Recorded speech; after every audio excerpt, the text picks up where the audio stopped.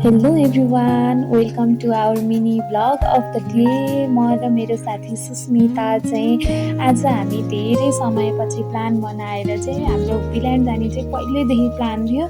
अनि हामी दुईजना चाहिँ हुप्पील्यान्डतिरको यात्रामा छौँ। हामीले चाहिँ बस चाहिँ रत्नपार्कबाट दक्षिणकाली जाने बस चाहिँ लिएर गयौँ। दक्षिणकाली जाने बस चाहिँ मजाले पाइँदो रहेछ। फर्स्टमा चाहिँ कहाँबाट जाने होला जस्तो लागिरहेको थियो।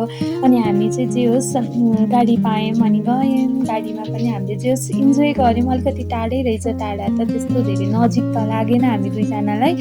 अनि हामी बसमा जे होस् इन्जोय गरेर हामीले बसमा पनि यति धेरै मेमोरी बनायौँ कि हजुरहरू कुरा नगर्नु होला।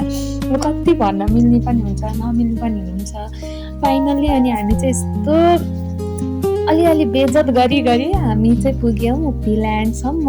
अनि हामी चाहिँ हिँड्दैछौँ, अलिकति हिँड्नुपर्ने रहेछ। अनि दुईजना चाहिँ यस्तो भयौँ उस्तो भयौँ, फाइनल्ली आयौँ भनेर चाहिँ जस्ट हाम्रो कहानी भन्दै चाहिँ अगाडि बढ्यौँ। अनि हामीले त हुप्पील्यान्डको गेट देखेपछि त ओ माई गड कति रमाइलो भयो, कुरा नगर्नु होला। किनभने फाइनल्ली हामी चाहिँ आइपुग्यौँ जस्तो भयो। अनि हामीले चाहिँ दुईजनाले टिकट काटेर हुप्पील्यान्डको अनि गयौँ। हुप्पील्यान्ड जाँदाखेरि त हामी दुईजना मात्र, हामीले त यो एक्सपेक्ट पनि गरेका थिएनौँ हामी दुईजना मात्र हुन्छौँ भनेर। अब ला हामी त कस्तो भयो भने ला हामी त दुईजना मात्र हो कि आज कोही नआउने हुन् कि जस्तो चाहिँ भइरहेको थियो। तर हामीले चाहिँ इन्जोय गर्ने हो, छोड्दै भनेर आफै मस्त इन्जोय गरिरहेको थियो। एकअर्कालाई पानी छ्याप्ने जे फर्स्टमा चाहिँ यस्तो चिसो लागेर डराइरहेको थियौँ हामी दुईजना पानीदेखि। पछि त अब अलिअलि भ्लगिङ त गरिदिउँ न भनेर चाहिँ हामीले जस्ट हल्का रमाइलो त गरिराखेका थियौँ। अनि सुस्मिता हेर्नु न यति धेरै इन्जोय गरिरहेको छ। म हेर आमामा हाम्रो पारा छुट्टै छ फेरि यहाँ।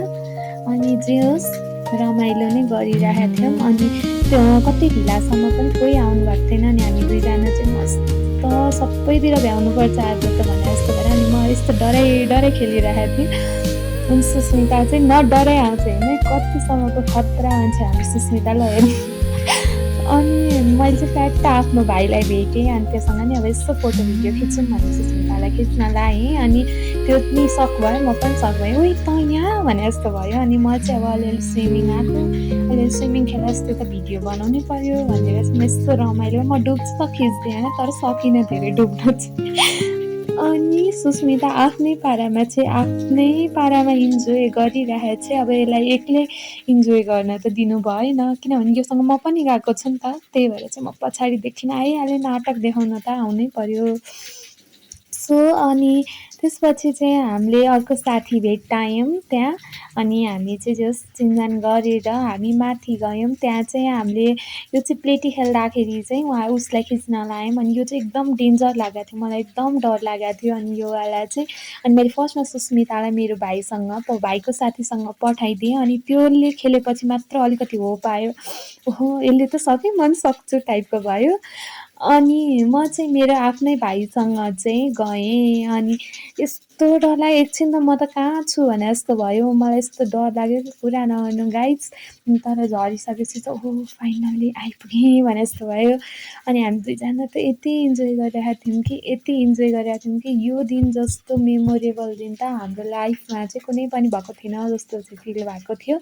जस्ट दुईजना मात्र गएको थियौँ, तर हामी दुईजनाले जस्ट इन्जोय गर्न चाहिँ छोडेका थिएनौँ। अनि म र त्यहाँ हामीले भेटेको साथी चाहिँ अलिअलि नाटक गर्दै थियौँ। सुस्मिताले चाहिँ भिडियो बनाइदिइराखेकी थिए।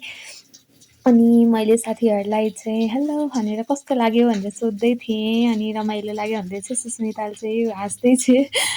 अनि अर्को त्यसपछि चाहिँ के भयो भने यताउता अब माथि हामी चाहिँ रेन डान्समा जाऊँ भनेर चाहिँ भन्यौँ। अनि रेन डान्स त यति ढिला खोलिदियो कि तैपनि हामी एकछिन कति बेर बस्यौँ। यति रमाइलो हो कि म पुरा इन्जोय गर्न खोजिरहेको थिएँ, तर मुखमा पानी आएर म जस न एक्सप्रेस गर्न सकिरहेको थिइनँ। गाजा ओहो कति रमाइलो हो, यो सबसे रमाइलो पार्ट मलाई हुप्पील्यान्डको चाहिँ यही लागेको थियो। हामी पुरा गीत बज्ने यस्तो हुन्छ नि, कति रमाइलो लागिरहेको थियो। पछाडि चाहिँ मेरो भाइहरू डान्स गर्दैछन्। अनि यो देखेर मेरो साथीहरू हेर्नुहोस् कति इन्जोय गरेर मेरो साथी सुस्मिता भइहाल्यो। अनि अर्को साथी चाहिँ हामीले उतै भेटेको एकछिनको सर्ट पिरियडको साथी हो, तर जस्ट रमाइलो नै भएको थियो। म यता छुट्टै छु फेरि। अनि अब हामी साथीहरू भइसकेपछि त यस्तो गीत गाएर नाटक भिडियो त खिच्नै पर्यो। सो हामी चाहिँ अलिअलि नाटक गर्दै नाच्दै रमाइलो गर्दै पानीमा भिज्दै यति मजा आएको थियो कि यति मजा। त्यो पानी अलिअलि अब नुहाउँदाखेरि तातो पानी चाहिन्थ्यो, जाडोले मरिन्थ्यो, तर त्यो बेला चाहिँ त्यस्तो फिल नै भएको थिएन कि यति हामीले इन्जोय गरिरहेको थियौँ कि हजुरहरूले कुरै नगर्नु। अनि अब चाहिँ हामी तिनजनाको चाहिँ उसको त्यही हामीले भेटेको साथीको भाइले चाहिँ भिडियो खिचिरहेको थियो सबसे अगाडि सुस्मिता। वाह! अनि त्यसपछि चाहिँ हामी अब अर्कोतिर खेल्नलाई चाहिँ ट्युब लिएर चाहिँ हिँडिरहेका थियौँ। अनि पहिला मैले सुस्मितालाई पठाइदिएँ किनभने त्यसलाई नखेलाइकन त मेरो आँट आउँदैन।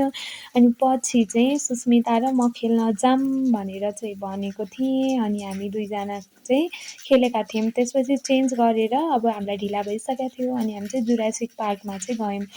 जुरासिक पार्कमा पनि एकदमै रमाइलो थियो। जे होस् त्यहाँ भएको चिजहरू चाहिँ हामीलाई एकदम रमाइलो लागिरहेको थियो। त्यहाँ पनि हामी दुईजना अनि एउटा अङ्कल आन्टी अनि भाइ हुनुहुन्थ्यो अनि अरू त कोही पनि थिएन। हामी यस्तो हामीलाई नै खोलिदिए जस्तो फिल भइरहेको थियो आज हामीलाई धेरै ठाउँहरू चाहिँ। अनि जे होस् हामीले एकदमै इन्जोय गऱ्यौँ आजको दिन चाहिँ। तर होकील्यान्डमा एज अ स्विमर जानुहुन्छ भने पनि रमाइलो भयो, तर हामी जस्तो नन स्विमरहरूले पनि एकदमै इन्जोय चाहिँ गर्नुहुन्छ भनेर चाहिँ म ग्यारेन्टी दिन्छु। किनभने त्यहाँ स्विमिङ नआए पनि अरू इन्जोय गर्ने ठाउँ चाहिँ एकदमै धेरै थियो। अनि हामी दुईजनाको चाहिँ अब लास्ट मोमेन्ट भइसकेको थियो होकील्यान्डमा यति धेरै रमाइलो गरेर पुरै। अनि पछि त अनि मेरो साथीलाई अलिअलि एलर्जी निस्केर अनि हामी हिँड्यौँ खासमा। अनि त्यसपछि के भयो भन्दाखेरि चाहिँ हामी चाहिँ अब यहाँ कस्तो रमाइलो थियो। जे होस् हामी यहाँ चाहिँ अलिकति छिट्टै सकिए जस्तो फिल भयो। अझै हामीलाई चाहिँ अझै छ होला जस्तो लाग्थ्यो, तर सकिसकेर हामी त ट्वाँ भएको थियौँ है। अनि हेर्नु न कति राम्रोसँग मेन्टेन गरेर राख्यो हो यो पार्क पनि, यस्तो राम्रो कति रमाइलो हो। हजुरहरूले हेर्न सक्नुहुन्छ।